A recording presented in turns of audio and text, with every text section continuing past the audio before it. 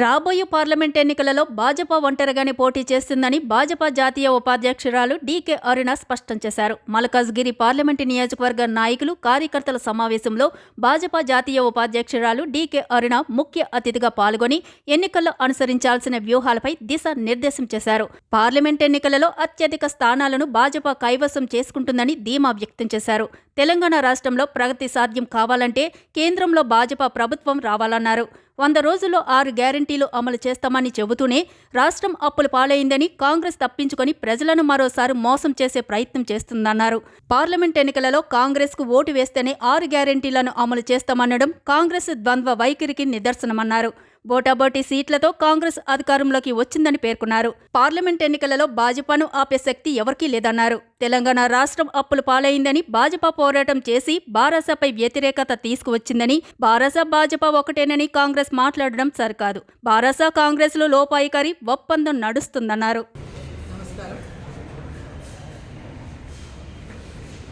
Malkajgiri parliament పర్యటనలో భాగంగా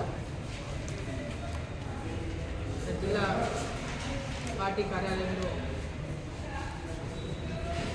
పాల్గొనడం జరిగింది. సమావేశంలో ముఖ్యంగా రాబోతున్నటువంటి పార్లమెంట్ ఎన్నికల్లో తెలంగాణ రాష్ట్రంలో ప్రతి పార్లమెంట్ నియోజకవర్గాన్ని భారతీయ జనతా పార్టీ గెలుచుకోవాలనేటటువంటి లక్ష్యంతోనే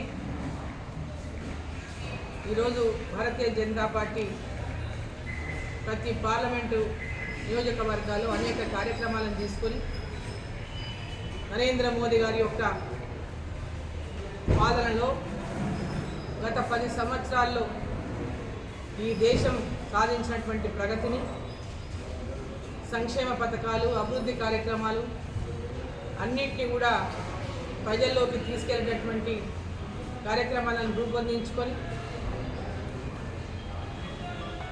తెలంగాణ రాష్ట్రం అభివృద్ధి చెందాలి, కేంద్ర ప్రభుత్వం పెద్ద ఎత్తున తెలంగాణ రాష్ట్రానికి అనేక అభివృద్ధి కార్యక్రమాలను గత 10 సంవత్సరాల్లో 9 లక్షల కోట్లకు పైగా నిధులు అందించి ఈ రాష్ట్ర అభివృద్ధికి ఎట్లా తోడ్పడిందో ఇంకా పెద్ద ఎత్తున ఈ రాష్ట్రానికి తోడ్పడాలనేటటువంటి ఆలోచనతో తెలంగాణ భారతీయ జనతా పార్టీ అధ్యక్షుడు కిషన్ రెడ్డి గారి యొక్క నేతృత్వంలో తెలంగాణ అభివృద్ధి కోసం తెలంగాణలో ఉన్నటువంటి ప్రతి పార్లమెంటును మనం గెలుచుకోవాలి, తెలంగాణ ప్రగతి సాధించాలంటే తెలంగాణలో అత్యధికమైనటువంటి సీట్లు భారతీయ జనతా పార్టీ గెలవాలి. ఈరోజు అధికారంలోకి వచ్చినటువంటి కాంగ్రెస్ పార్టీ తెలంగాణ రాష్ట్రంలో ఈరోజు తెలంగాణలో అధికారంలోకి రావడానికి ఎన్నికల ముందు వాళ్ళు ఇచ్చినటువంటి అనేక హామీలు ఏవైతే ఉన్నాయో ఎన్నికల అయిన తర్వాత ఫస్ట్ నెల లోపల వాటిని అమలు చేస్తామన్నారు. మరి ఈరోజు 100 రోజుల సమయం ఒక పక్క అడుగుతూనే మరొక పక్క ఈ రాష్ట్రం అప్పుల పాలైంది, ఈ రాష్ట్రం లక్షల కోట్ల అప్పులలో కూరుకుపోయింది, ఈ రాష్ట్రంలో చాలా మొత్తం దివాలా తీసిండు, ఖజానా ఖాళీ చేయించిండు అనేటటువంటి విధంగా కాంగ్రెస్ పార్టీ రోజుకు ఆ తీరులో మాట్లాడుతుంటే వాళ్ళ ఉద్దేశం ఏదైతే ఉందో రాష్ట్రం అప్పుల పాలుంది, లక్షల కోట్ల అప్పులు చేసింది అనేటటువంటి ఒక మాటలతో ఈ తప్పించుకునేటటువంటి ప్రయత్నం చేస్తున్నట్టుగా అర్థమవుతా ఉంది. ఈ రాష్ట్రం అప్పుల కుప్పగా మారిపోయినటువంటి అంశం మనకు కొత్తగా ఈరోజు తెలిసింది కాదు. కాంగ్రెస్ పార్టీ అధికారంలోకి రాకముందే అందరం అదే మాట మాట్లాడినాం. కాంగ్రెస్ పార్టీ, భారతీయ జనతా పార్టీ ఈరోజు భారతీయ జనతా పార్టీ బీఆర్ఎస్ పార్టీని అడుగడుగునా ప్రశ్నించి అడుగడుగునా ప్రజలకు ఇచ్చిన హామీలు నెరవేర్చాలంటూ నిలదీసి తెలంగాణ ప్రాంతాన్ని పూర్తిగా దోచుకుంటున్నారని, అభివృద్ధి పేరు మీద లక్షల కోట్ల రూపాయలను కాజేస్తున్నారని, అనేక రకాలుగా ఈ రాష్ట్రాన్ని దోచిన దోపిడీని ప్రజల ముందుకు తీసుకెళ్లి Bharatiya Janata party BRS party పట్ల వ్యతిరేకతను పెద్ద ఎత్తున తీసుకొస్తే ఈరోజు కాంగ్రెస్ పార్టీ అధికారంలోకి వచ్చిన తర్వాత ఈరోజు ఈ అప్పుల విషయాలు కొత్తగా అయినట్టు, కొత్తగా తెలిసినట్టు ఈ రాష్ట్ర ఇప్పుడున్నటువంటి అధికారంలో ఉన్నటువంటి పార్టీ బీఆర్ఎస్ పార్టీ అవినీతి గురించి ఇప్పుడే తెలిసినట్టు, వారి గురించి కూడా ఇంతవరకు అవినీతి పైన కూడా ఎలాంటి చర్యలు కూడా తీసుకున్నటువంటి దుస్థితిని మనం చూస్తున్నాం. ఇవాళ పార్లమెంట్ ఎన్నికల ముందు ఈ గ్యారంటీలన్నీ అమలు చేయాలంటే మళ్ళీ కాంగ్రెస్ ఓటేయాలి, కాంగ్రెస్ పార్టీకి ఓటేసి గెలిపిస్తేనే ఇవి అమలవుతాయి, మీ అందరూ ఓటేస్తే కాంగ్రెస్ అధికారంలోకి వస్తుంది, కేంద్రంలో రాహుల్ గాంధీ గారు ప్రధానమంత్రి అవుతారనేటటువంటి తప్పుడు మాటలు, అబద్ధాలు ప్రజలకు చెప్పి మళ్ళీ మోసం చేసే పరిస్థితిని ఈరోజు తెలంగాణ రాష్ట్రంలో కాంగ్రెస్ పార్టీ సృష్టించే ప్రయత్నం చేస్తాం. చాలా విఘ్నులు, తెలివైనటువంటి వాళ్ళు తెలంగాణ ప్రజలందరూ కూడా ఖచ్చితంగా ఇప్పుడు రాబోయేటటువంటి పార్లమెంట్ ఎన్నికల్లో కేంద్రంలో నరేంద్ర మోదీ గారే మళ్ళీ ప్రధాని కావాలి, ఈసారి తెలంగాణ నుంచి అత్యధికంగా ఓట్లు, సీట్లు మరి నరేంద్ర మోదీ గారికి అనేటటువంటి ఒక నిర్ణయానికి ఆల్రెడీ తెలంగాణ ప్రజలు వచ్చింది. అది గ్రహించినటువంటి కాంగ్రెస్ పార్టీ ఈరోజు వారు ప్రకటించినటువంటి అనేక హామీల మీద అవి అమలు చేయాలంటే మళ్ళీ మేము రావాలి, మేము గెలవాలి, కేంద్రంలో ఉండాలి, విభజన చట్టం అమలు కావాలంటే మేము రావాలి అనేటటువంటి అబద్ధ మాటలు చెప్పి మీరు ఎట్లా అధికారంలోకి వస్తారో ఒకసారి చెప్పాలి. అధికారంలో ఉన్నటువంటి కాంగ్రెస్ పార్టీ రేపు పార్లమెంట్కి వచ్చే వరకు మళ్ళీ వీళ్ళకి సీట్లు కూడా రావు, పార్లమెంట్కి వచ్చే వరకు వీళ్ళకి సీట్లు కూడా రావు. మరి వీళ్ళు కేంద్రంలో రాహుల్ గాంధీ ప్రధానమంత్రి అవుతాడు, మాకు ఓటేమని చెప్పి అడుగుతాడు. రాహుల్ గాంధీ ప్రధానమంత్రి అంటేనే పక్కున నవ్వే పరిస్థితుంది వాళ్ళకి.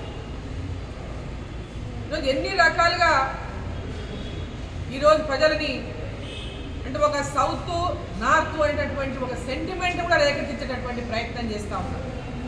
కర్ణాటకలో ఉన్నటువంటి వాళ్ళ పార్లమెంటు సభ్యులు సౌత్ ఒక ప్రత్యేక దేశం కావాలని మాట్లాడుతుంటే వీళ్ళకి దేశం పట్ల ఉన్నటువంటి గౌరవం కానీ జాతీయతపై ఉన్నటువంటి వాళ్ళ నమ్మకం కానీ ఎంత ఉందో ఇక్కడనే స్పష్టమవుతాం. బ్రిటిష్ వాళ్ళతో ఆ రోజు ఏదైతే డివైడ్ అండ్ రూల్ పాలసీ చేసి బ్రిటిష్ వాళ్ళు రాజ్యం వెళ్ళిండ్రో వీళ్ళు కూడా ఇండియా అదే తరహా అదే పోకడలతో కాంగ్రెస్ పార్టీ వాళ్ళ పాలన చేస్తూ ఉంది. సౌత్ నార్త్ అని చెప్పి దేశాన్ని అబద్ధాలు చెప్పి ప్రజల లోపల సెంటిమెంట్ రెచ్చగొట్టి లబ్ధి పొందేటటువంటి ప్రయత్నం ఇవాళ కాంగ్రెస్ పార్టీ చేస్తాం. ఈరోజు ఈ దేశం ఒక పక్క మనం ఆలోచన చేస్తే ఈ దేశంలో ప్రశాంతంగా ఇవాళ ఎక్కడ కూడా ఎలాంటి టెర్రరిస్ట్ దాడులు లేకుండా ఈ భారతదేశంలో ప్రజలు ప్రశాంతంగా ఉన్నారంటే నరేంద్ర మోదీ గారు ప్రధానమంత్రి అయినప్పటి నుంచి అనే విషయం ప్రతి ఒక్కరు కూడా గ్రహిస్తూ ఉన్నారు దేశవ్యాప్తంగా.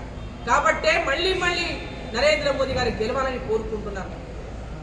వీళ్ళకి ఎంతసేపు దోపిడీకి అలవాటైనటువంటి కాంగ్రెస్ పార్టీ, అవినీతి రూపంలో అన్ని సంవత్సరాలు పాలించినటువంటి కాంగ్రెస్ పార్టీ మరి కర్ణాటకలో వాళ్ళు మాట్లాడినటువంటి వాళ్ళు ఎవరో, వాళ్ళ గురించి ఏందో అందరికీ తెలుసు, వాళ్ళు చేసినటువంటి అవినీతి ఏందో, వాళ్ళకున్న కేసులు ఏందో తెలుసు.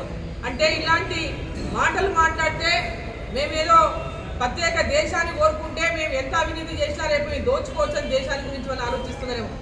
సౌత్ ఒక దేశంగా కావాలంటే ఈ దేశాన్ని మేము దోచుకోవచ్చు అనేటటువంటి ఆలోచన ఉన్నటువంటి వాళ్ళ వీళ్ళు ఏమనాల, వీళ్ళ ఆలోచనలు ఏంటి, వీళ్ళ ఆలోచన భావాలేంటి?